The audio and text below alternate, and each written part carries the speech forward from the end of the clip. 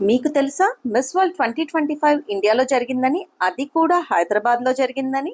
అవును, 72nd miss world competition హైదరాబాద్లో జరిగింది. అందులో మొత్తం 108 దేశాలకి చెందిన మహిళలు పార్టిసిపేట్ చేశారు.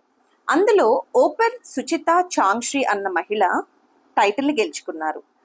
ఈవిడ థాయిలాండ్కి చెందిన ఆవిడ. థాయిలాండ్ హిస్టరీలో ఇదే మొదటిసారి మిస్ వరల్డ్ టైటిల్ని గెలుచుకుంటాం.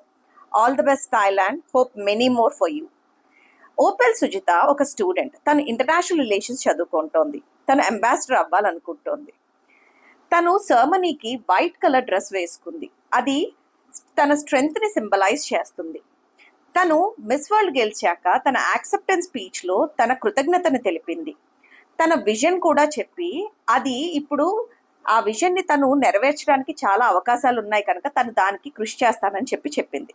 అలాగే చాంగ్శ్రీ మిస్ వరల్డ్ అవ్వాలనుకున్నాం చాలా మంది అమ్మాయిల కళని, అలాగే చాలా కళలు కంటూ ఉంటారని, ఆ కళలు నెరవేర్చుకోవడానికి కృషి చేయాలని తను మనస్ఫూర్తిగా కోరుకుంది. All the best చాంగ్శ్రీ.